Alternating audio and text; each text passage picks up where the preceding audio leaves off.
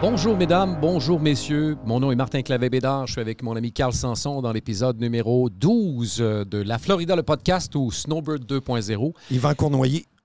Oui, numéro 12. Mon Dieu, tu te souviens de ça? Je pensais que tu serais trop jeune pour te souvenir des joueurs des Canadiens de Montréal. J'avais le droit d'écouter jusqu'à la fin de la première période, puis j'avais le droit de prendre un 7-Up et une caramel. OK.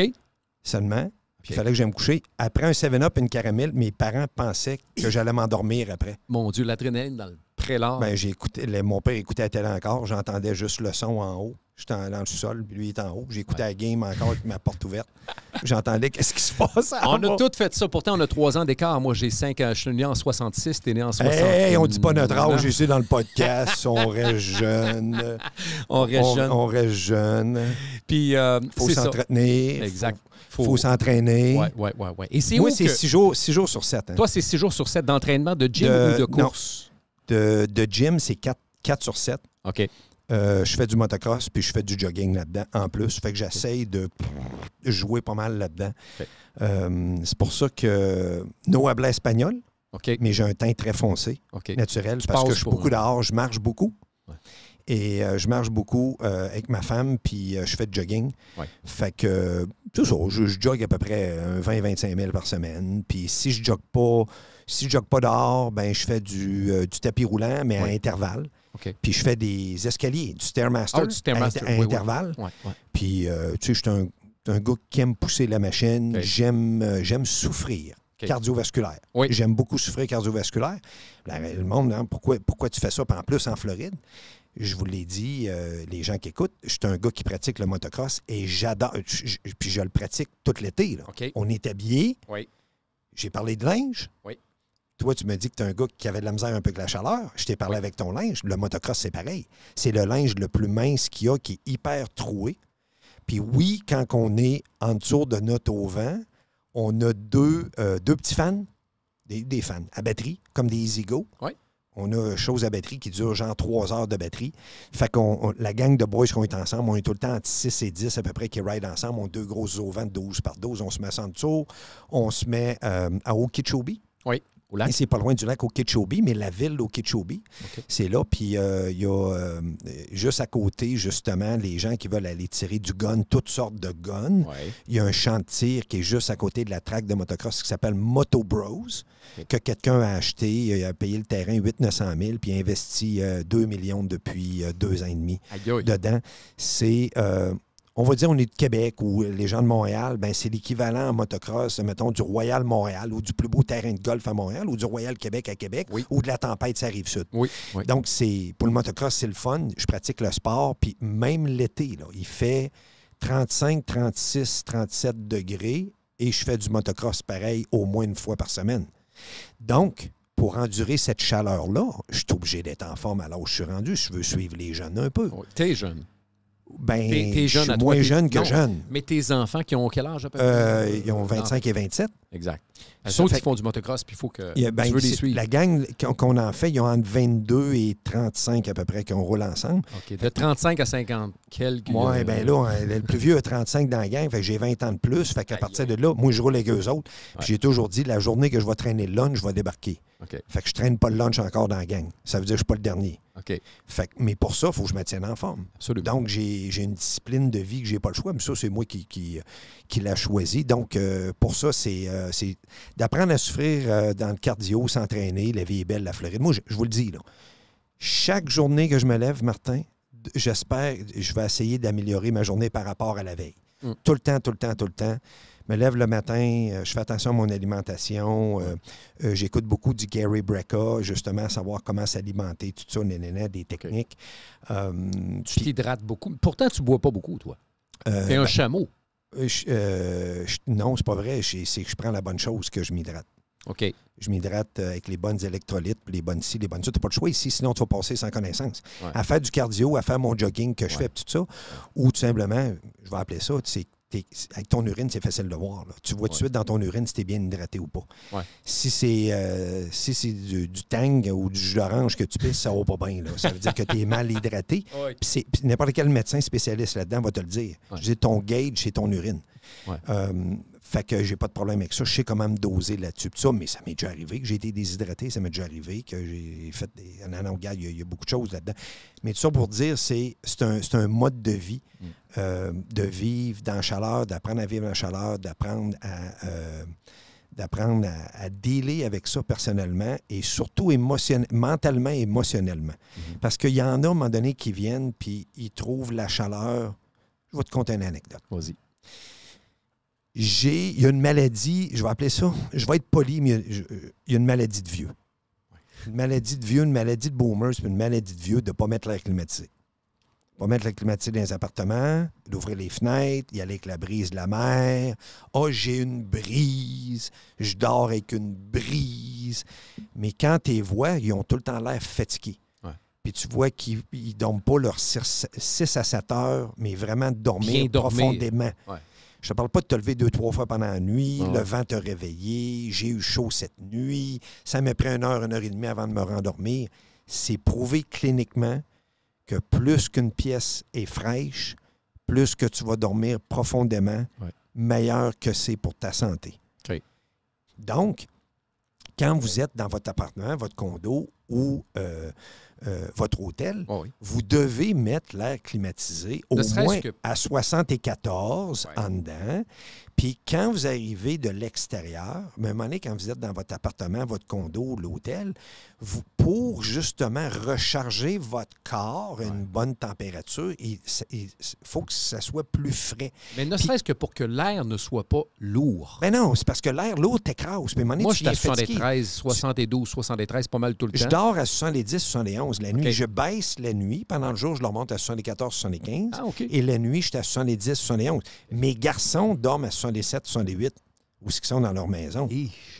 Mais ils dorment toute la nuit. Ils disent, on n'a pas le choix. Sinon, on se réveille, on a des coups de chaleur, on est ici, on est ça, blablabla. Mais c'est parce que les gens veulent dormir pas de couverture. Moi, je dors avec des couvertures parce que je le mets à 72, 73. Oui, mais tu sais ça. Puis là, c'est une autre histoire. Ça dépend des couvertures que tu as. Il y a des couvertures d'été. Il faut que tu fasses attention. Il ne faut pas que ta couverture... Au début, tu gèles un peu, tu en mets un peu plus, mais il faut que tu baisses tranquillement avant de t'endormir. Tout ça.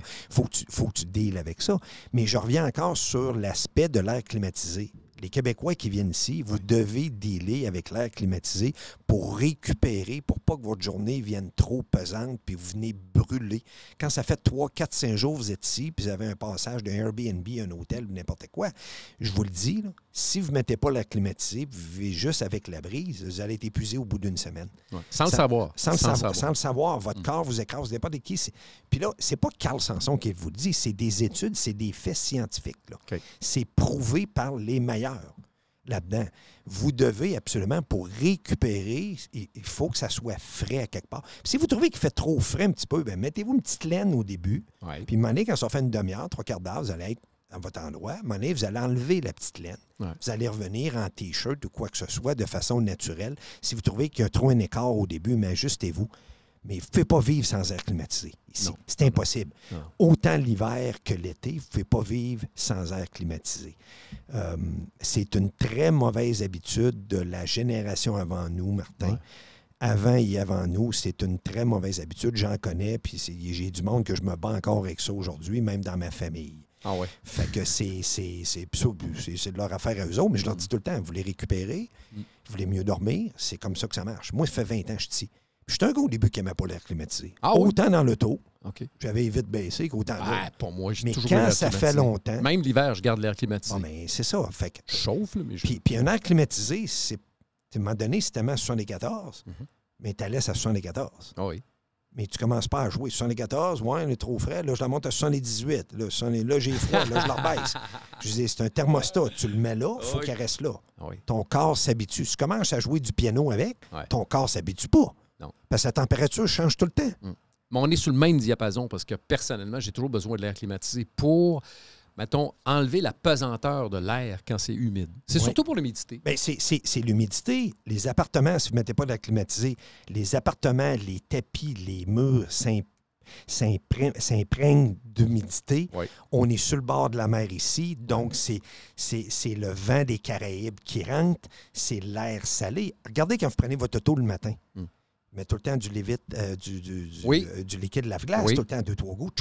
Oui. Tout le temps parce que les vitres sont beurrées tout le temps. C'est pourquoi? Ouais. Parce qu'on est sur le bord de l'eau. Okay. Donc, les vitres sont tout le temps beurrées. Ça a toujours été ça. Ouais. Fait que t'as pas le choix. Ouais.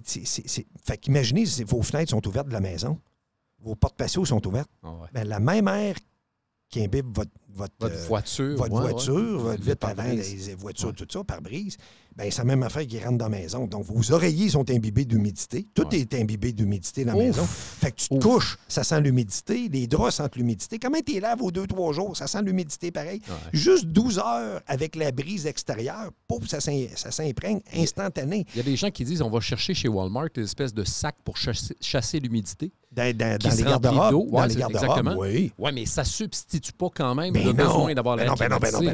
Mais la plupart des gens qui quittent, mettons que les gens qui quittent pour 6 mois, ils s'en retournent au Québec puis ils reviennent à l'automne. Oui. Souvent, ils vont placer ça dans les garde-robes. Oui. Et la recommandation que souvent les gens font, c'est de mettre ton thermostat à 78 puis tu t'en vas.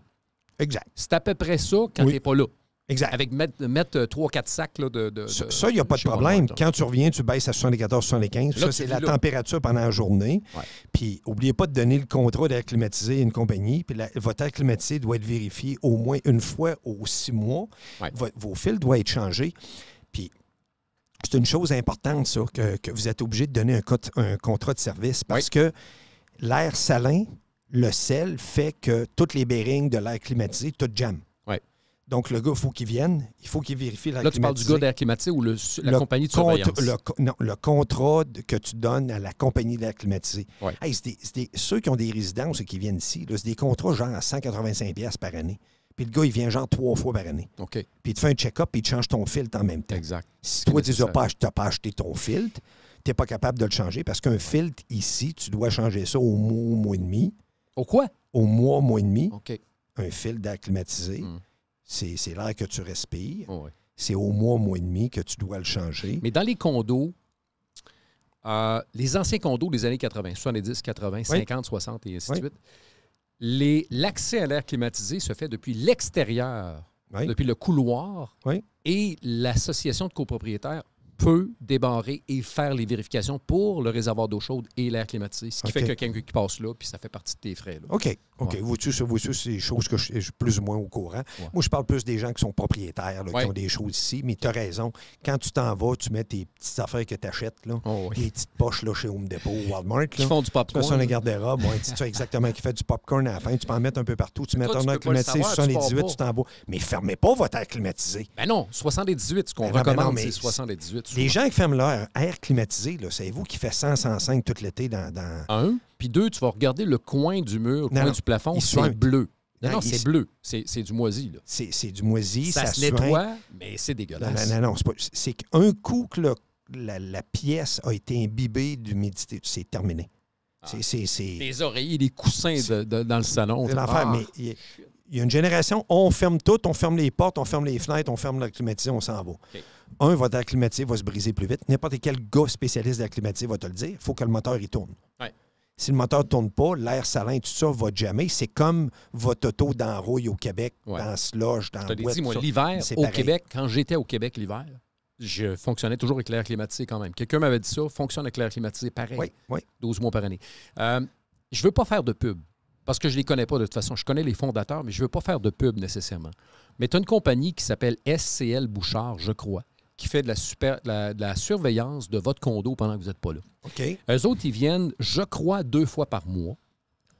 Et ils arrivent là avec une lampe. Premièrement, ils prennent 40, 50 contrats dans un immeuble à condo. Ils n'en prennent pas un ou deux. Là. Ils ne se déplacent pas pour ça. C'est pas assez payant pour eux autres. Mais vous payez tant par mois, puis ils viennent surveiller 2 fois par mois. Ils arrivent là avec une lampe de poche. Ils vérifient tous les coins en haut au niveau des murs, plafonds.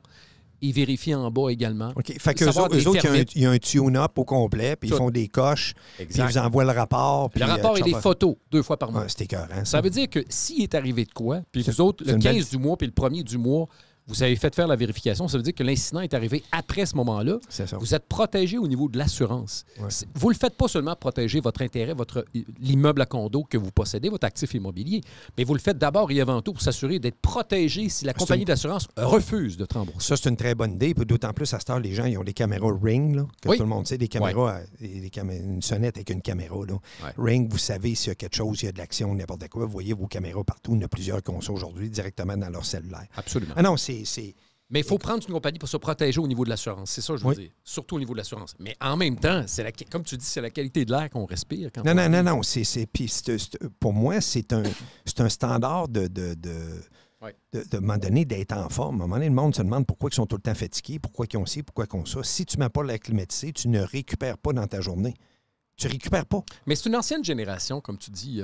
Tu sais, un enfant, là, quand il a 2-3 ans, s'il ne voit pas, il ne te le dira pas. C'est à toi de faire des tests pour savoir si... Parce que lui, il ne sait pas qu'il peut voir mieux que là. Exact. Un asthmatique, jeune, enfant, 2, 3, 4 ans, il ne sait pas qu'il a besoin d'une pompe de ventolin. C'est ça, exactement. Alors, quand il découvre ça, il dit « Wow, à cette heure, je peux respirer, à cette heure, je peux bien voir. » C'est la même chose pour l'air climatisé, à l'utiliser 24 heures par jour. C'est de s'habituer à ça. Puis le reste... Non, mais on a encore, nous, chez Richards Motel, encore des gens qui ouvrent les fenêtres puis ils veulent l'air libre au point. Parce qu'ils arrivent du Québec. Oublions pas, là. Oui. Ils arrivent du Québec, ça fait 2, 3, 4 mois qu'ils respirent les cailles électriques qui sont là à terre. Oui. Eux autres, quand ils arrivent, ils veulent être dehors. Ils veulent manger ses patios dehors. Exact. Alors, ils veulent manger partout, mais j'en reviens, tu as raison. Ouais. Puis je comprends exactement le Québécois, qu'est-ce qu'il veut. Il a été enfermé longtemps. Oui. Lui, il veut tout dehors. Mais quand même, dans la pièce ici, quand il fait chaud, vous devez mettre l'air climatisé. Puis quand vous sortez dehors, bien là, vous avez de la chaleur normale. Sinon, vous n'allez pas récupérer parce que c'est encore pire.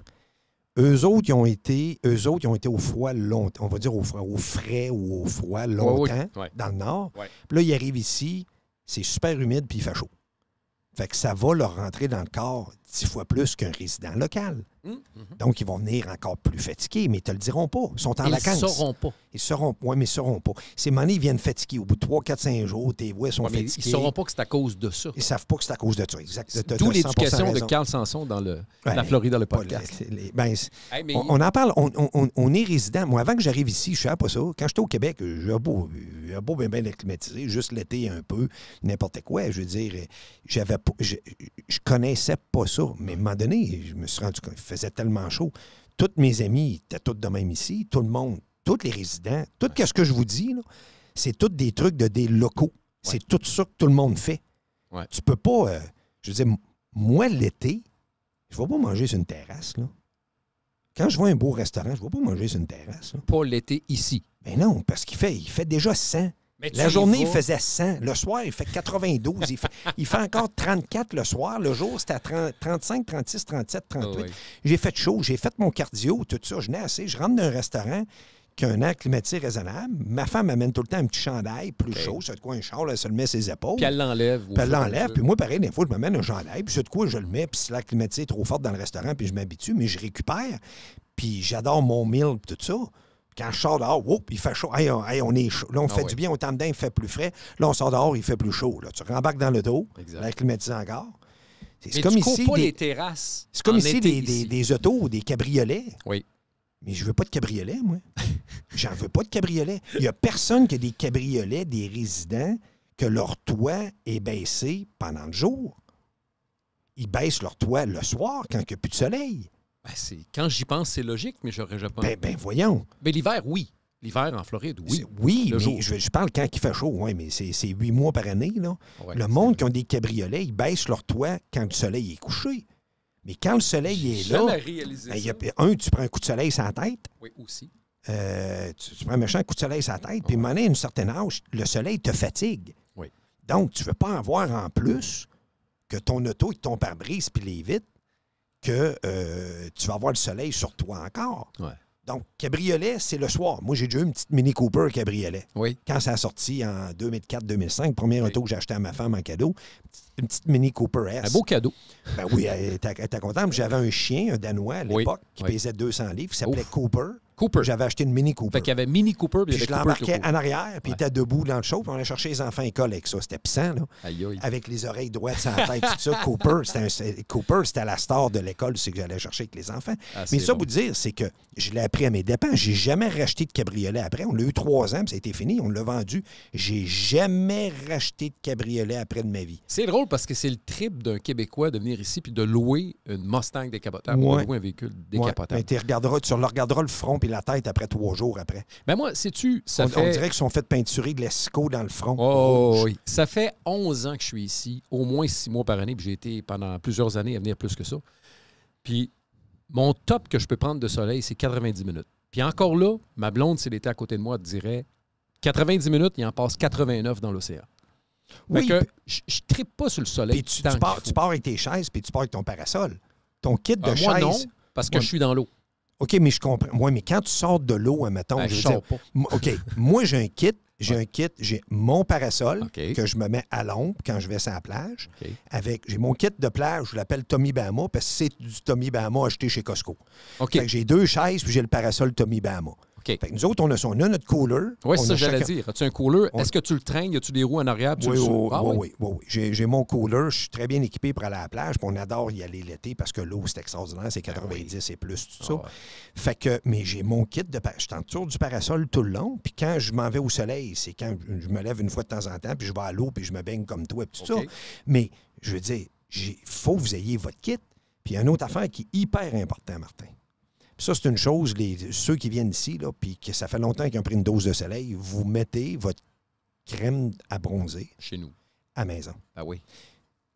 Dans votre chambre de bain, dans votre chambre de bain, une demi-heure avant que vous allez à la plage, vous crémez le corps de A à Z.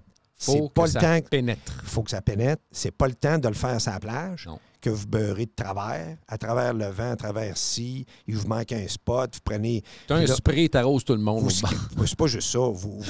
C'est pas juste ça. Vous pouvez scraper votre vacances. Il faut scraper vos vacances. Prenez un coup de soleil, puis des cloches d'eau, ça. Il fait chaud, là. Puis vous allez voir l'été, là, ceux qui viennent à partir du mai-juin, là, vous avez des petites sandales, puis vous marchez dans le sable avec vos sandales. Gardez vos sandales encore dans le sable. Ben, t'as pas besoin de le dire. T'as pas besoin de le dire. Non, ben c'est humainement presque impossible, à part quand tu reviens et tu as les pieds mouillés. Oui, puis ça t'offre pas long, hein? Non, ça t'offre pas long. Mais tu parles de coup de soleil, je peux saluer ma fille Sarah Maud qui est venue passer 5 jours en Floride, qui s'est couchée sur le dos, qui s'est couchée sur le ventre, et le dos est rouge. On dirait que plus que les gens ont un séjour court, plus qu'ils veulent prendre de quantité de soleil avec le moins de crème possible. C'est quasiment un concours, un record qu'ils veulent faire. C'est qu'ils ne veulent pas manquer 5 minutes, justement, dans la journée, d'aller sur la plage, prendre du soleil. Puis on vient de... Nous autres, on est des vieux de la vieille. Là. On l'a, notre truc. Tu te beurres chez vous, au complet. Tu mets ta crème une demi-heure avant d'aller sur la plage. Tu vas sur la plage, tu te baignes, tout ça. Puis une autre fois dans l'après-midi, tu te rebeurres encore une deuxième fois, un deuxième spot. Puis vous n'avez même pas besoin de vous en mettre plus que ça. Puis vous allez voir, vous allez être correct. Mais tu as un fond de fait. Oui. Puis quand tu t'en vas dans l'eau, les crèmes sont je connais pas ça, là, mais sont probablement de mieux en mieux parce qu'ils partent pas nécessairement quand tu vas dans l'eau. Oui. Puis c'était... Non, il y a du rating. Je vais en parler dans un podcast. Okay. Le rating des 5 meilleures crèmes à acheter, qualité-prix. Par les numéros, par les... ça a été testé. OK. J'ai ça dans mes notes. Ah, c'est bon. Oui, ça a été testé. Fait que je ne pensais pas qu'on allait parler de crémage, de plage, tout ça. Mais, je veux dire, les gens, les 3 attraits ici, c'est la mer. Oui. Pas oublier que la mer de la Floride, c'est extraordinaire. Oui. Je veux dire, la Floride est un banc de sable. Ouais. La mer des Caraïbes est à côté, les Bahamas. Moi, j'ai des gens que j'ai rencontrés en Jamaïque. Ouais. Ils ont fait, Martin, le tour du monde sur un méga voilier, puis eux autres, ils louent leur voilier à des invités. C'est un voilier de 120 pieds qu'ils avaient. Ouf. Quelque chose de gros. Ils font le tour du monde. Les gens venaient de l'Australie. Et je leur ai demandé, ma femme m'a demandé, elle dit « Hey, c'est où les plus belles plages au monde? C'est-tu les Maldives? C'est-tu Bora Bora? C'est-tu Phuket? Tout ça? » Ils ont dit « C'est juste ici. » Je dis « Pardon? » Elle dit « C'est juste ici au nord. » C'est quoi le nord? Elle dit « Il y a 800 îles, les Bahamas, au complet. » Elle dit « Les Bahamas et les îles, vous avez la plus belle eau au monde et le plus bel endroit au monde, puis la plus clean au monde. » Wow. C'est les Bahamas. Mais il ne faut pas oublier que les Bahamas, la côte est de la Floride, les plages, c'est pareil. Là. Oh oui. C'est là. Ouais. Fait que c'est le fun en tabarnouche. Là. Ouais. Puis ça m'amène à te parler aujourd'hui des plages de la Floride. Oui. Parce qu'il y a beaucoup de débats. Hein? C'est-tu la côte est qui est mieux, c'est-tu la côte ouest? C'est-tu le Panhandle? C'est quoi le Panhandle? C'est en haut du côté ouest, le nord-ouest de la Floride. C'est le bout que beaucoup de Québécois ne vont pas, mais il y en a qui ne jurent que par là. Moi, j'en connais. Là. Ouais. Ils vont juste dans le Panhandle. Okay. Ça veut dire qu'ils vont à Pensacola ou ils vont à Destin. Destin, OK. Qui est complètement en haut dans le nord.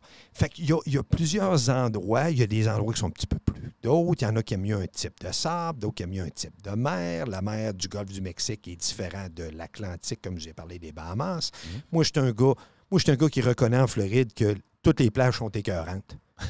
Je vous le dis, là. Ouais. La Floride, la mer, autant ouest que est, c'est beau. Ouais. Ça dépend de la qualité de la plage, ça dépend du nombre que c'est à la plage. Voulez-vous une plage plus naturelle? Voulez-vous une plage qui a moins de monde? Non, vous aimez mieux ce que de l'action, vous voulez voir du monde. Ça dépend c'est quoi vos goûts. Ça dépend quelle sorte de... C'est quoi vos préférences que vous avez là-dedans. Fait que j'ai fait une pas pire recherche là-dedans. OK. Juste avant, tu as dit, j'aime beaucoup l'expression que tu dis souvent, la Floride, c'est un doigt.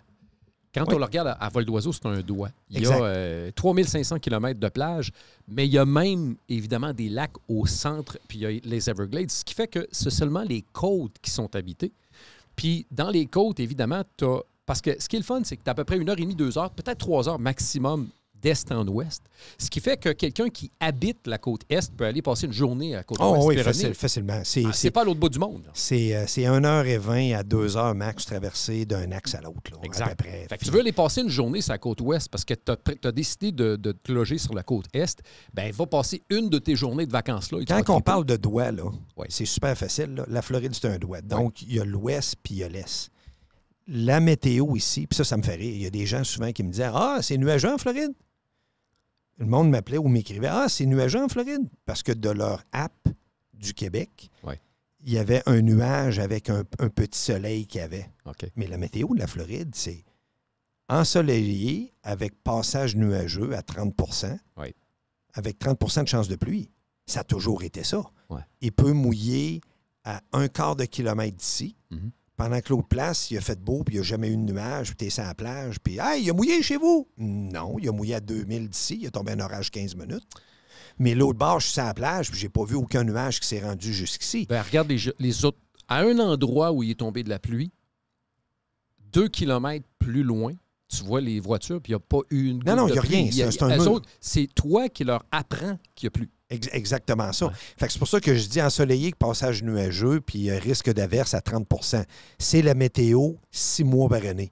Moi, je peux vous dire que souvent, le 30 ça a été 0 Puis souvent, il n'y a pas de pluie, il n'y a rien qui s'est passé. C'est nuageux, tout ça, non. Mais je sais pas. Mais là, quand on dit, je connais pas la météo, mais quand on dit le pourcentage, c'est le pourcentage qu'il y ait au moins une goutte de pluie pendant 1 seconde, c'est le pourcentage. Et c'est pas le temps d'une journée où il y a 30 du temps dans une journée qui va pleuvoir sur tout l'ensemble du territoire. Là, tu rentres à du monde, c'est scientifique ton affaire, mais tu as 100 raison. Fait que c'est mal décrit. C'est à peu près ça, là. Qu'est-ce qu'on dit? C'est très mal décrit. La Floride, il fait beau. Il ne faut pas oublier que sur 365 jours, je pense que la moyenne d'ensoleillement, c'est 348 ou 352. Fait que, OK, pas pour rien que ça s'appelle The Sunshine State. Exact. Pour ça, je dis tout le monde, « Hey, Carl, faites-tu beau chez vous? The Sunshine State. » Si c'est nuageux, 1 heure après, les nuages souvent sont partis parce que c'est un doigt dans la mer. Ouais. Ils ventent tout le temps un peu et le vent pousse tout de suite, balaye les nuages. Ça ne rentre pas dans un entonnoir. Le Québec, à cause des Grands Lacs, rentre dans un entonnoir. Les nuages restent là, puis ça ne bouge plus. Ici, ça bouge tout le temps. Ouais. Donc, c'est très, très, très passager. Fait que je reviens à mes plages. Je reviens à mes plages, puis je veux que les gens essayent de me suivre, point de vue géographiquement. Donc, on va partir du sud, puis on va monter vers le nord, et du nord, on va aller dans le Panhandle, donc complètement au nord-ouest de la Floride. Ouais. Nord-ouest de la Floride. Dans le sud, je l'ai dit dans le passé, les Keys de la Floride, donc de Key Largo jusqu'à Key West, c'est pas une place de plage. C'est une place de pêche, c'est une place de party, Oui. C'est une plage qui a beaucoup d'activités des quais. C'est beau, c'est cute. Descendre là en Harley, en moto, un cabriolet d'auto, descendre en auto normalement, descendre avec un campeur. Les quais, c'est extraordinaire. C'est un must. Il y a des spots de plage à gauche, à droite, mais c'est très rocailleux. Il y a des... Exact. C'est très, très, très rocailleux. Il y a une place qui s'appelle Fort Zachary Taylor Historic State Park. C'est à 54 acres. Il y a de la plage, il y a du snorkeling, il y a un musée de guerre avec des forteresses, il y a des trails. Vous pouvez louer à peu près tous les équipements, tout ça. Donc, c'est vraiment un parc de 54 acres. Puis vous pouvez faire à peu près de toutes les activités. Oui, il y a une plage qui n'est pas pire. Okay. Oui, la mer est belle encore. OK? Oui. Parce que la plage est un peu moins rocailleuse un peu. Okay. Mais ce n'est pas la qualité de la côte est, de la côte ouest. Mais il y a un paquet d'activités à faire. Mais géographiquement, c'est où? À combien de distance? C'est dans les Keys. OK. OK? Dans les Keys. Allez voir sa map, là, parce qu'on donnait un petit travail. Là. Parfait. Allez voir sa map. Je vais être un peu plus précis sur, mettons, la côte ouest, la côte ouest. Côte est, parce qu'à un moment donné, sinon le podcast va durer 5 heures. Non, c'est ça. Monte un petit peu plus au nord. Maintenant, quand on monte au nord, les gens qui veulent voir un lifestyle spécial avec beaucoup d'Européens, topless souvent. Oh. Du topless. Ah, j'ai rien contre. C'est South Beach. Ah oui. Pas oublier que South Beach, avec le quartier Art Deco, hein, que sur Ocean Drive, la plage est large. Et South Beach, il y a beaucoup d'Européens, il y a beaucoup de mannequins, il y a beaucoup de monde de partout. Il y a beaucoup de monde d'Amérique du Sud qui sont là. Il y a beaucoup de monokinis qui sont à South Beach. Mais South Beach a des belles plages. Okay. C'est large, c'est beau. Vous pouvez faire du patin à roulette, vous pouvez vous promener, vous pouvez aller manger un petit café sur le bord, vous pouvez retourner sur la plage. Ouais. Il y a du stationnement partout. Tout est super bien organisé. C'est pour ça que South Beach est une belle attraction. Ouais. Puis même si vous êtes dans le coin de Fort Lauderdale, Hollywood, n'importe quoi, à un moment donné, dit « Hey, on descend à South Beach, on va faire ça à la plage, on change dans l'auto, on va aller manger un petit café. » Et un incontournable que vous devez aller, qui date depuis... Ça peut pas être vieux parce que South Beach lui-même, tu l'as dit à l'épisode numéro 1 ou 2, tu as dit que South Beach n'existait pas dans le temps. Là. Exact. Alors. Mais il y a une place de crabe qui s'appelle Joe's Stone Crab depuis 1913. Oh. Ça, c'est reconnu partout aux États-Unis, Martin. Mais il est à South Beach? Il est à South Beach. OK. Joe's Stone Crab. Okay. Tout le monde qui aime le crabe ne jure, c'est la sommité aux États-Unis. Okay. C'est à South Beach. OK. Fait que ça, c'est fantastique. Pour ceux qui aiment le crabe. Pour ceux qui aiment le crabe. Ouais. Ça s'appelle Joe's Stone Crab, pour me répéter. Ouais. Fait que ça, c'est le bout South Beach. Ouais. Vous montez un peu plus au nord. La plage qui était ma plage de jeunesse, qui est All Over Beach. Oui. Beaucoup de Québécois qui vont dans le coin de North Miami Beach connaissent All Over Beach parce que, c'est une des entrées que des vidéos YouTube absolument extraordinaires de bateaux qui rentrent dans la mer, puis que c'est super rough, puis que tu vois le monde envolé dans les bateaux. Tout ça. Ça, c'est drôle. C'est puissant. Le côté sud est une plage régulière. Le côté nord est une plage nudiste. On en a parlé. À All Over. Exact. Mais la qualité de la plage, du sable, de la mer, les bouées, les lifeguards, c'est super bien organisé avec beaucoup de stationnement. Exact. Ce que j'allais dire, le stationnement, je l'ai dit dans un podcast précédent, le stationnement est l'autre bord de la A1A. Exact. Il est gigantesque et quand tu traverses l'autre bord, dans certains endroits, tu traverses dans un souterrain, dans le tunnel, en dessous de la A1A. Dans le tunnel. Ouais. Ça te prend tes chaises. Oui. Ça te prend ton parasol. Oui, parce que t'es loin. Ça te prend ton cooler. Oui, parce que t'es loin. Mais quand tu vas à la plage, ça te prend ça ici. Il faut que tu sois équipé. Quand tu t'en vas plus au nord, mettons Hollywood, Dania, tout ça, ton auto est quand même très proche de la plage comparativement à là où tu es un petit peu plus loin. Exactement. Mais qu'est-ce qui est le fun des plages que je vais vous donner? Il n'y a pas de roche, il n'y a pas de cailloux, il n'y a rien. Ouais. Quand vous descendez dans le sable, puis tout ça, vous allez vous baigner. Là, je veux dire, c'est pour ça que la plage All Over est excellente. Puis South Beach, toutes les plages que je vais vous donner, là, vous allez voir la qualité. Là, il n'y a pas de cailloux. Ouais. Fait que ça, c'est le fun. Parce que c'est pas le fun de se faire mal aux orteils, que tu descends. Je m'en rappelle même plus. J'étais à Hollywood, fait que je me rappelle pas d'avoir vu des roches. Puis fait qu'on continue à monter de All Over Beach. On arrive à un endroit où j'ai habité longtemps, Fort Lauderdale. Ouais. Fort Lauderdale, la plage est moins large un peu. Beaucoup d'action. Bien aménagé. Super bien aménagé. Beaucoup d'argent. Puis ils l'ont encore aménagé, l'ont encore modifié dernièrement. Ils ont encore amélioré leur stationnement public. Ouais. Ils ont agrandi le stationnement public au coin de la Solace. C'est beau, des bons restaurants, des bons bars, beaucoup d'actions, belle plage clean, des beaux hôtels. Oui. Des hôtels du Ritz-Carlton, du Conrad, du Paramount, du Atlantic Hotel. C'est du Marriott. Regardez, là, les tout autres. ça, direct sur le bord. Direct sur le bord de la direct beach. sur le bord de la beach, puis il y a la A1A qui est entre les deux, là, mais Exact. c'est vraiment collé. Non. Ils ont leur service de chaise avec des gens qui travaillent là, pour te servir, tout ça. Tout est inclus, tout est super bien organisé. Mais ça s'est bien amélioré dans les 10 dernières années. Okay. Au début, il n'y avait pas un service de chaise, il n'y avait pas un service de serviette, il n'y avait pas un service à la plage. La plage n'était que publique. OK. Fait que ça, c'est dans le coin de Fort Lauderdale. Ouais. Et là, je continue à monter plus au nord. Puis là, vous allez voir, là, Delray a des belles plages. Ouais. Pompano a des belles plages. Ouais. Delray a des belles plages. Palm Beach a des belles plages. Puis là, je vais continuer à monter. C'est très similaire à Fort Lauderdale. Là, la vie que tout le long, puis des beaux petits restaurants, des bars. Pompano, des super restos. Il y a des super restos. Delray, pareil. Delray, Atlantic Avenue, c'était écœurant. C'est comme un Las Olas. Ça a été tout rénové depuis les 7-8 dernières années. C'est une réussite là, touristique. Puis même pour les locaux, il y a de la vie, puis c'est le fun. Puis que tu sois un lundi ou un dimanche, il y a de la vie à tous les soirs. Puis regarde, c'est super cool. Ouais. On va revenir tantôt à la plage d'Hollywood, le boardwalk, que toi, tu connais bien. Et Hallandale, les deux. Hallandale, les deux. Je vais finir ma portion, moi, que j'ai fait mes recherches, si tu me permets. Puis on va revenir avec la plage d'Hollywood, que moi, je ne suis pas un gars qui connaît beaucoup la plage d'Hollywood. Okay. Parce que je suis un gars qui était à All Over Beach. Oui. J'étais un gars qui était à Fort Lauderdale, ou en montant. Fait que je veux que tu me parles en détail tantôt. Si tu me permets, si tu peux prendre le lead là-dessus puis de m'expliquer le fameux Margaritaville. Ah! C'est bon. Ouais. L'endroit qui s'est filmé, la Florida, qui est là aussi, qui est dans le backyard quasiment de ça. Oui. Puis il y a beaucoup de Québécois qui vont dans ce coin-là. Puis votre gang de Richard's Motel qui va dans ce coin-là aussi. Exact. Donc, je suis obligé de te faire une passe on the pallets. Oui. Hein? Maintenant, non, tantôt, je vais continuer un peu plus vers le nord. Moi, un endroit que j'habite s'appelle Vero Beach. Oui. Donc, tu as Vero Beach et Sebastian Inlet, puis tu as Wabasso, qui est une à côté de l'autre. Là, OK? Et je vais vous dire un secret. Il n'y a pas beaucoup de Québécois qui savent ça. Si vous allez à Walt Disney, puis vous couchez sur le resort de Walt Disney, Orlando, et vous allez voir dans leur publicité que ils vous offrent un service de navette d'aller à la plage. Oui. Mais la plage chez Wabasso, c'est Vero Beach, Sébastien.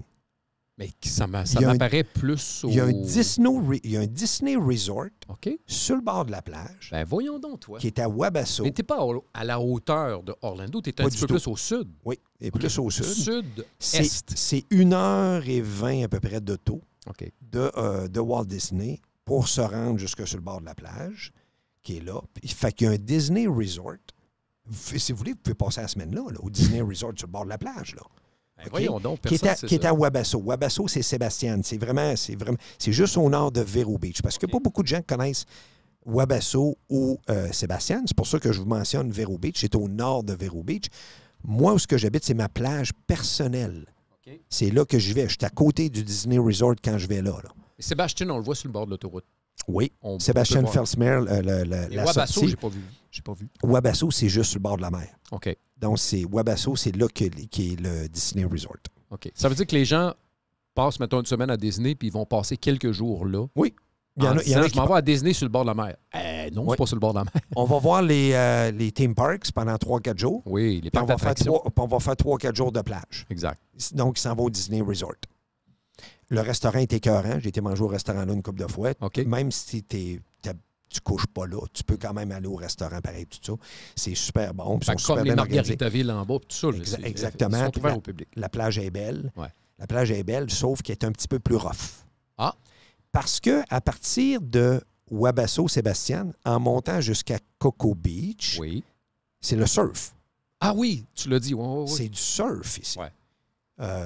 Un des meilleurs surfeurs de l'histoire du surf, c'est Kelly Slater. Plusieurs le connaissent. Il vient de Cocoa Beach. OK. C'est drôle parce qu'on va dire un surfeur vient d'Hawaï, un surfeur doit venir de la Californie. Mais l'autre de la Floride. Kelly Slater est un gars qui vient de la Floride, c'est un gars qui vient de Cocoa Beach. Okay. Dans mon coin, justement, il y a beaucoup de surfeurs. Là. Quand que le vent est à bonne place, eux autres, ils ont des apps là-dessus, à savoir comment que le surf est. Bien, il y a des journées que, si tu veux te baigner, c'est plus rough. Là. Il y a des vagues plus grosses, c'est plus challenging.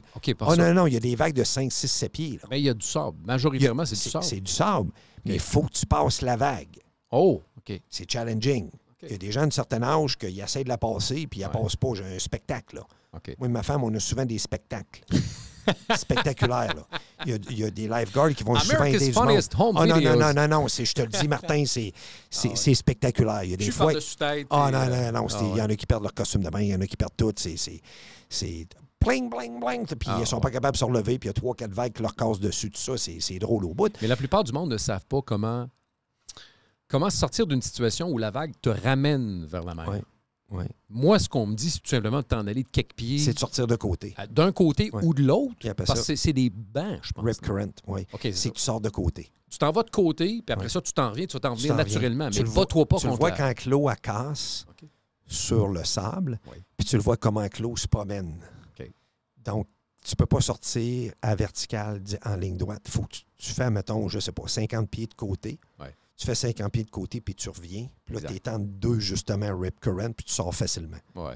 Mais les gens essaient de se battre puis de nager vers le... Mais pourtant, les pancartes sont là, tout est bien avisé, les lifeguards vont le dire, tout ça vont aider, mais en tout cas, on a un spectacle. Donc, c'est la partie de, je vous disais, Vero Beach en montant jusqu'à Cocoa Beach. C'est la portion qu'il y a plus de vagues.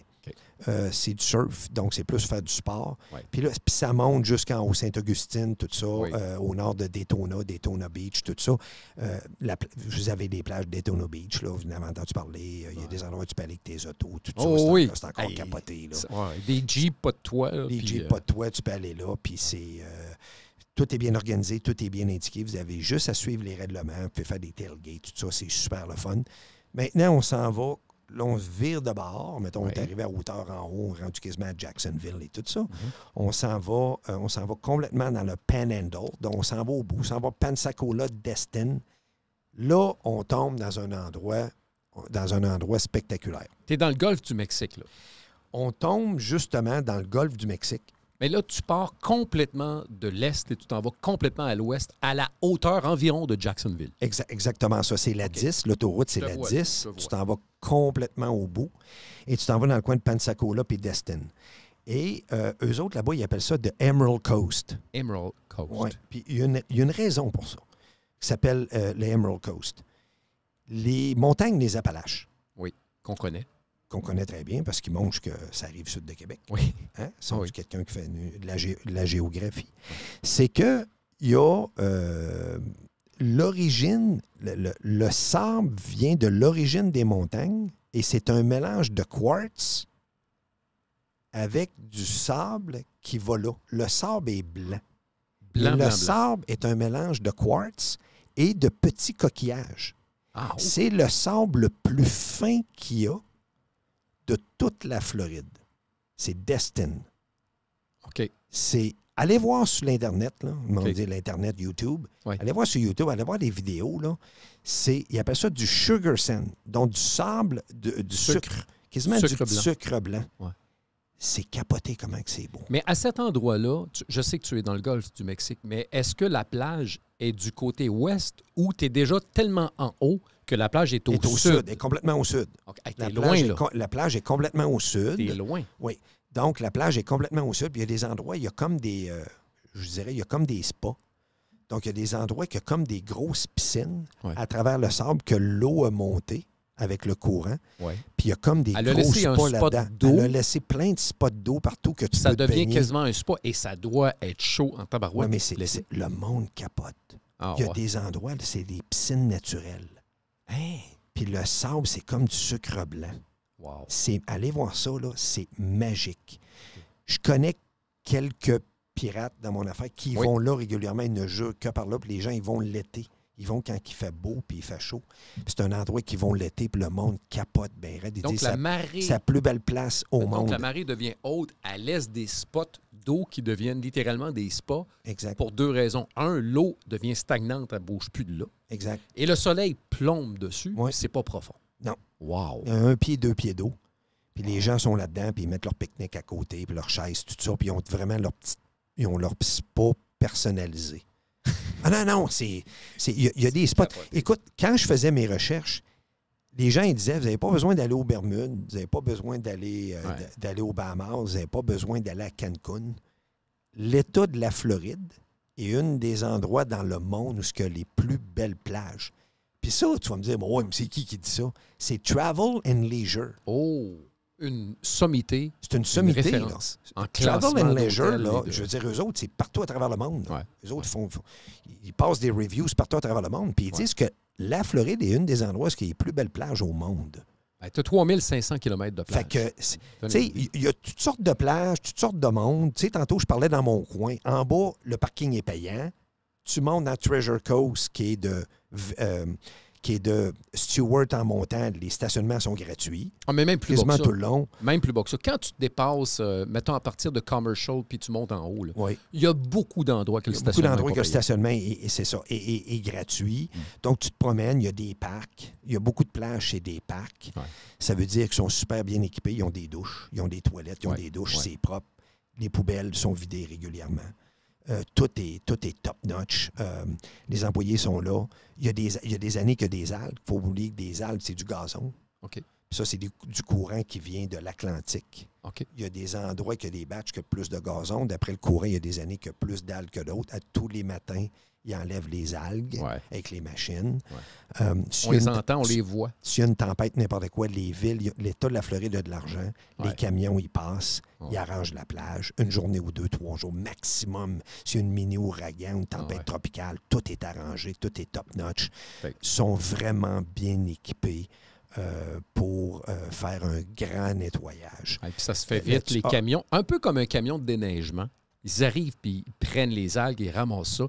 Et ça se fait tellement rapidement, tu te dis, voyons, on fait juste marcher, puis on les regarde travailler. Non, mais c'est leur attraction. C'est leur revenu. Je vais faire une comparaison. Si les villes au Québec déneigeraient aussi vite qu'ici quand ils ramassent sur le bord des plages, il y aurait du bon déneigement au Québec. ça, je peux vous dire. Après que j'ai lu que j'ai lu cet hiver, là, surtout dans la grande ville de Québec, ça a a été un désastre, le déneigement. Bien, ici, c'est pas ça. Mais la Floride a de l'argent. Fait que eux autres, il n'y a pas de problème. Maintenant, on s'en va sur la côte ouest. Oui. C'est-à-dire qu'on part d'en haut, côte ouest, on s'en revient, on descend la côte ouest de nord en sud. Exact. Puis, tu sais, je vais partir dans le coin de Tampa, Clearwater. Oui. Je dis Tampa, Clearwater. Tu vas vers à Siesta Keys. Ah, puis, oui, bien, c'est ça. Là, tu me voles mon punch. C'est sûr que tu arrives dans le coin de Clearwater, c'est fantastique. Là. Je veux dire, Saint-Petersburg, Clearwater, il y a encore des plages, c'est encore de la poudre. Il y en a qui ne jurent par là. Hey, nous autres, on a la plus belle plage. Sais-tu quoi? La tienne est belle, la mienne est belle. Ouais. Puis ton eau est belle, puis la mienne est belle. Puis ça dépend des vagues, puis ça dépend de la journée, puis ça dépend d'un paquet d'affaires. Moi, qu'elle soit un peu plus en sucre blanc, c'est le fun, c'est une belle expérience. Comme un guide ici, que le sable il est très, très fin. Puis en autant qu'il n'y ait pas de roche quand je descends dans l'eau, puis je vais me baigner, il y a zéro problème. Fait qu'en autant qu'il y ait des lifeguards, tout ça, soyez vigilants pour les requins, les poissons. C'est rare que les gens se font attaquer, très rare, mais il y en a, j'en vois.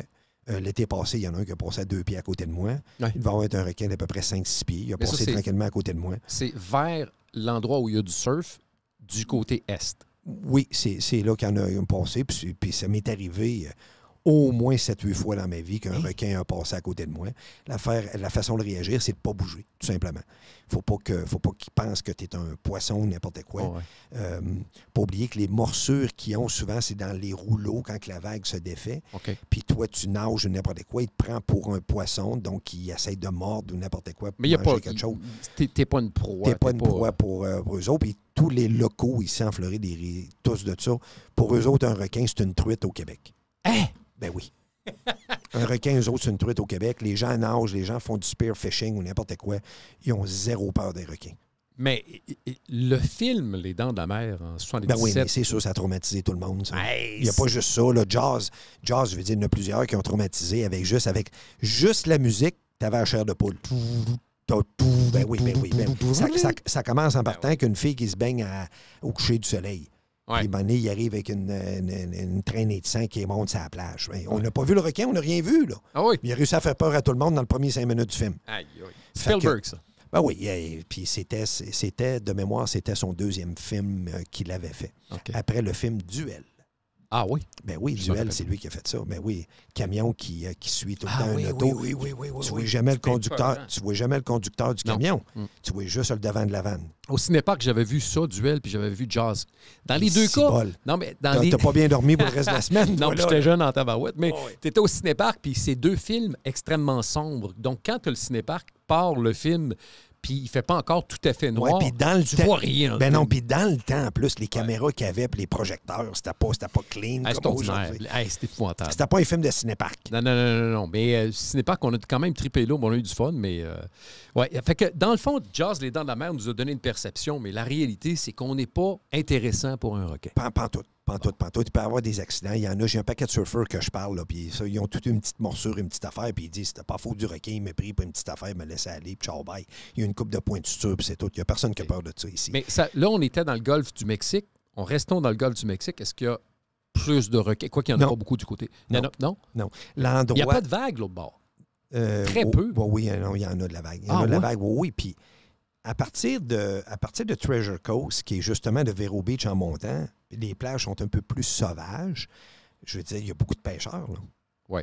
Ils se mettent des rods sur le bord de la plage. Ouais. Ils ont leur cooler, ils ont leur banc, ils ont 2-3 rods, puis ils pêchent, là. Puis il y en a plusieurs qui sortent du gros poisson, là. Ouais. C'est spectaculaire. Je veux revenir dans le coin de Clearwater, Martin, puis de Tampa. Là, tu as essayé de vendre mon punch un côté un peu plus romantique. Un peu plus romantique, c'est Siesta Key.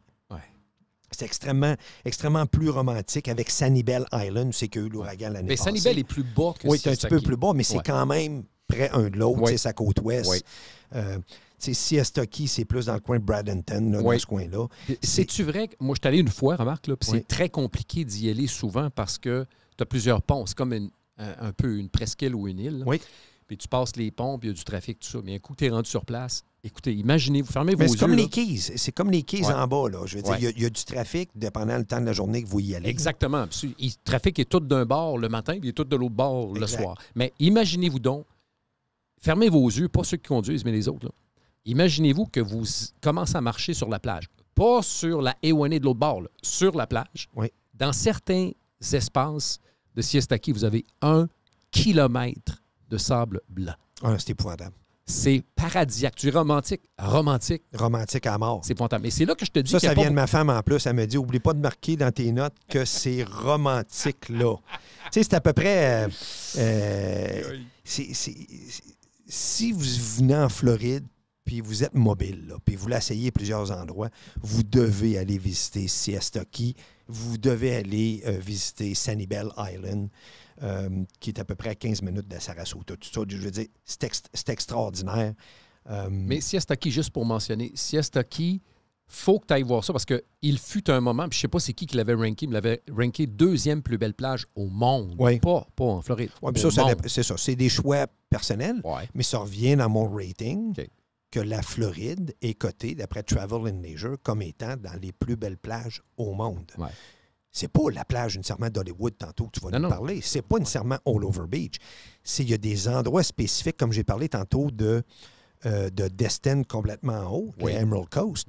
L'histoire que le sable, ça vient de 1200 ans, qui vient des montagnes Appalaches, qui descend avec les cours d'eau, avec un genre de quartz, qui va s'installer là. Wow. Je veux dire... C'est quasiment dans le temps des dinosaures. Là. Je veux dire, c'était écœurant là, de savoir ça. Quand je faisais mes recherches, je disais, voyons, toi, ça vient des montagnes des Appalaches, puis ça coulait jusque-là, jusqu'à la côte, puis là, ça arrêtait là. Puis c'est pour ça que le sable, c'est un mélange de du quartz. T'es sûr? Oui, c'est du quartz que là, mélangé avec... J'ai dit, c'est donc bien capoté, cette affaire-là. Fait qu'on n'est pas des géologistes, là, on s'entend là-dessus. Non. Fait que c'est le fun. Sanibel Island, t'as le droit d'amener ton chien. Ah, ça, je savais pas. Tu as le droit d'avoir une laisse. Ton chien, tout le temps à laisse. Ils font beaucoup la promotion de ça. Okay. D'avoir une laisse. Puis c'est drôle parce que dans un podcast futur, je vais parler justement des trucs, comment venir avec votre wouf-wouf. OK. On va parler, s'il nous reste du temps, je ne sais pas aujourd'hui, mais j'ai vraiment un segment sur les chiens que je vais embarquer là-dessus. Mais là, tu étais sur Sanibel, mais je veux que tu restes là un peu. Oui, bien, Sanibel, c'est ça. Ça finit. Mon histoire de plage de tout l'État de la Floride, il y a des parcs. La plupart sont gratuits. On ne paye même pas pour le stationnement. Les parcs sont propres. Il y a des douches partout. Des toilettes. Il y a des poubelles partout. Il y a des employés qui nettoient. Soyez propres, vous aussi, ramassez vos affaires. Oui. Les gens vous saluent tous. Les gens sont gentils. Tu as des lifeguards. Il y a des lifeguards. Tu as des lifeguards souvent dans leur petite cabine. Il y a une espèce d'écriteau sur le côté qui change à tous les jours avec la vitesse du vent, tout le temps. Les drapeaux, évidemment. La mienne à Wabasso, la température de l'eau, tout ça. Puis ils disent, recommandent de se baigner ou pas, puis de faire attention, tout ça. Puis le surf, comment c'est tout ça. Vous allez voir, là, c'est extrêmement professionnel. Puis c'est une attraction touristique, eux autres, c'est majeur. Là. C'est quasiment l'attraction touristique numéro 1. On a parlé le soleil, la plage, la mer. Le soleil, la plage, la mer. C'est pour ça que j'en parle aujourd'hui. Je veux que tu me parles d'Hollywood. Parce que le Hollywood, moi, c'est drôle parce que j'ai connu ça dans les années 80. La première fois que j'allais là, sur Johnson Street. Oui, c'est encore là.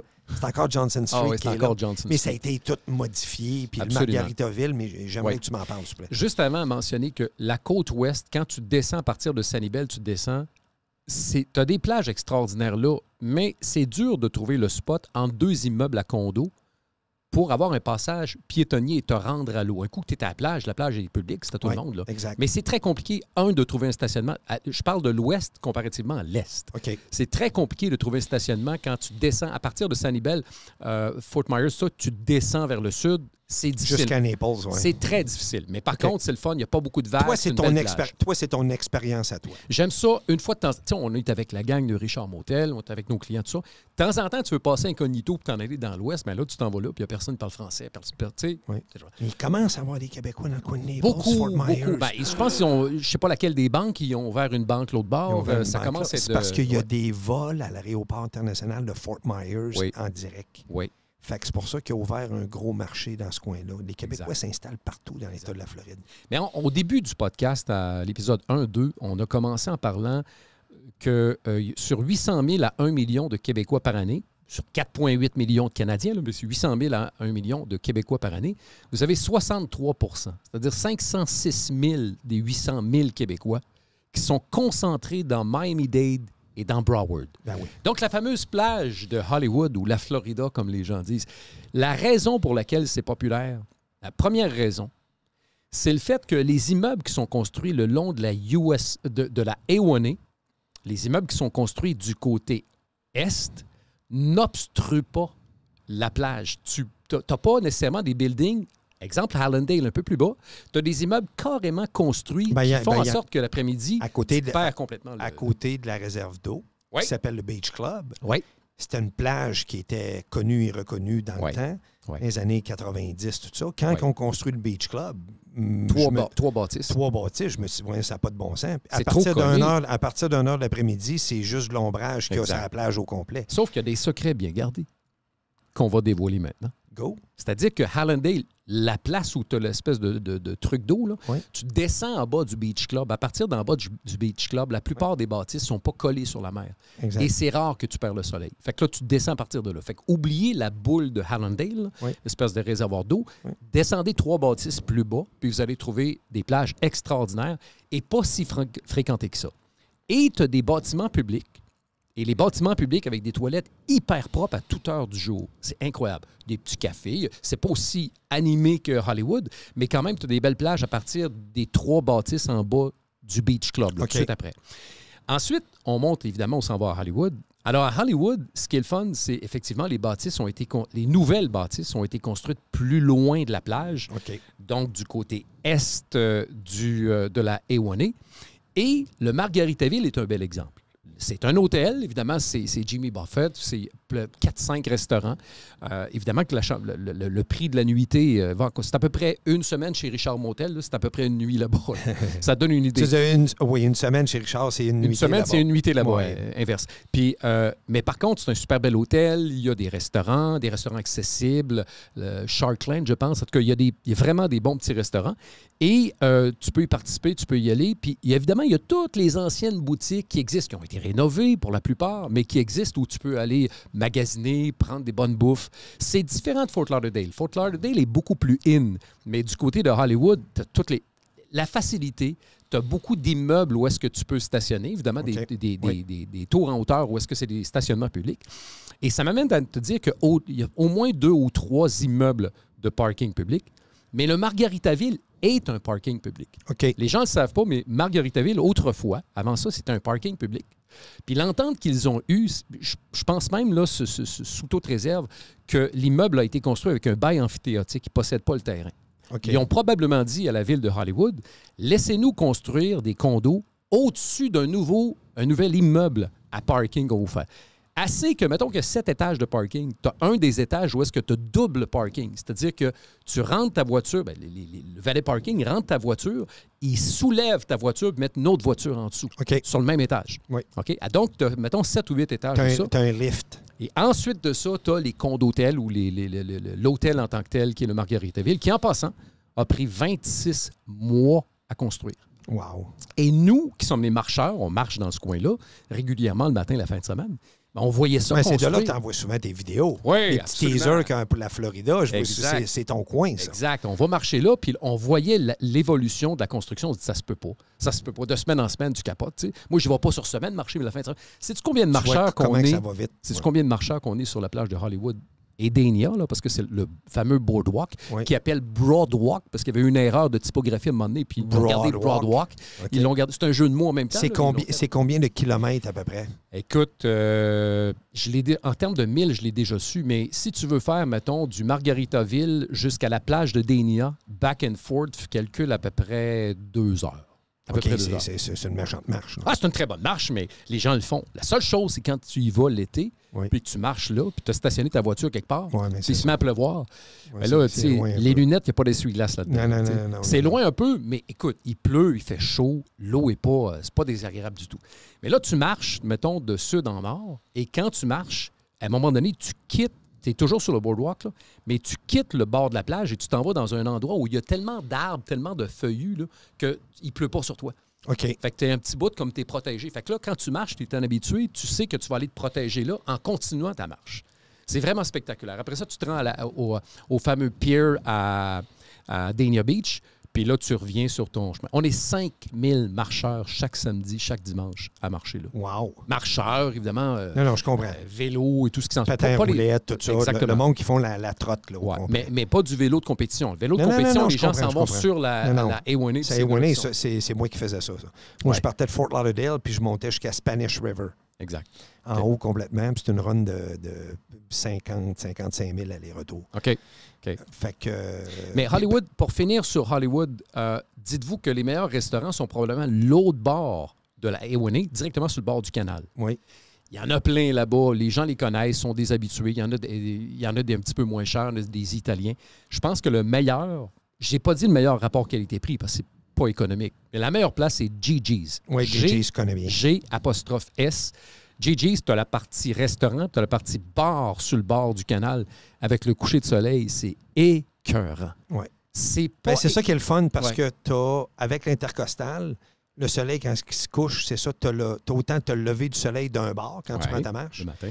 Que quand tu retournes chez vous, tu prends ta douche soupe, tu essaies de manger au restaurant, tu vas au Gigi's ou tu peux aller au Tiki Bar qui était plus au nord, quasiment au coin de Dania. Il n'existe plus, je pense, des Tiki Bar. Il existe très bien. Il était là. En m'en venant ici, il était là. Mais en fait, il y a un ancien Tiki Bar. Je te parle pas au Gigi's. Je te parle de Tiki Bar en haut complètement, quasiment au coin de Dania Boulevard. Il est là encore. Ah oui, lui, il est encore là. OK, je te situe exactement lorsque tu n'es pas loin du pont, là où il y a les 2 tours à condos. Exactement. Mais il y avait un autre Tiki Bar qui a été remplacé, qui est l'endroit où accoste le fameux bateau, comment on l'appelle, le bateau qui se promène d'un bord puis de l'autre, Water Taxi. OK, le Water Taxi. Je comprends très bien. À cet endroit-là, il y avait un super bon Tiki Bar. Ils l'ont probablement mis à terre, parce que c'était probablement encore là un bail amphithéotique ou encore une location quelconque. Ils l'ont mis à terre pour agrandir la quantité de stationnement du côté ouest de la A1A. Mais il y a des bons restaurants partout. Mais c'est ça le problème de ce coin-là, parce qu'il y a beaucoup de Québécois qui vont en vacances et se prennent un hôtel là, Richard's Motel, n'importe quoi, ils vont là. Puis ils ne bougent plus de là. Parce qu'il y a tellement de choses à faire dans ce coin-là.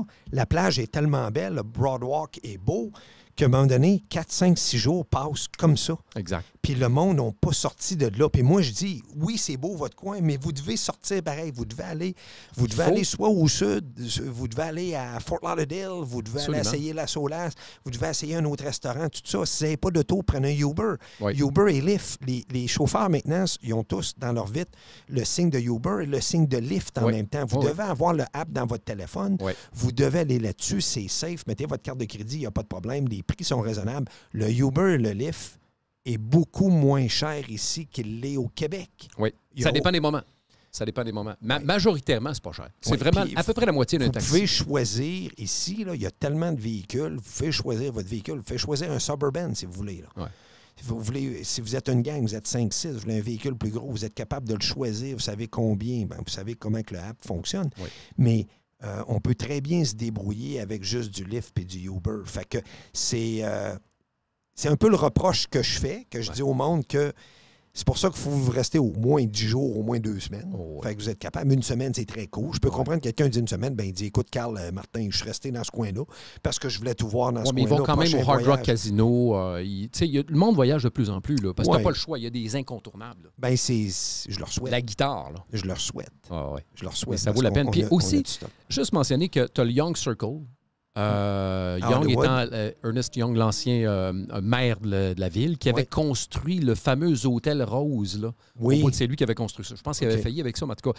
C'était pas son plus beau projet, ça. Non, c'était pas son plus beau projet. Puis juste mentionner qu'à partir du Young Circle, quand vous êtes dans un établissement, le Richard Motel ou n'importe quel autre, ou ce que vous êtes un petit peu plus vers l'ouest, il y a des espèces de navettes qui sont offertes pour 1 $. La navette, là, imagine-toi un petit Smart de Mercedes. Oui. À mi-chemin entre ça et une espèce de carte de golf électrique, mais à 3 rangées de 3 rangées en arrière, mettre du monde. Okay, je pense qu'ils appellent ça circuit, une affaire comme ça. Et là, tu prends ton app, tu commandes ça. Criff, ça coûte 1 $. Ah, puis il y en a à Fort Lauderdale. C'est exactement la même chose. Tu t'en vas d'ouest en est. Il y a tout ici. Faut juste être créatif. On va s'en garder pour le prochain podcast. Exact, on termine ça. On va s'en garder pour le prochain podcast. J'espère qu'on a donné une belle direction aux gens à peu près des plages de la Floride. Puis, vous pouvez nous écrire. Vous avez des petits spots privés, des endroits qu'on n'a pas mentionnés. Écoutez, vous comprenez bien, si on commence à mentionner tout, on a pour 6 heures de temps. On a été avec les endroits les plus connus et reconnus. Il n'y a pas de débat entre côte est et côte ouest. Je ne veux pas rentrer là-dedans, mais il y a plusieurs qui d'essayer de me faire un débat. « Hey, dis-moi que la côte ouest, c'est plus beau que la côte est. » C'est pas vrai.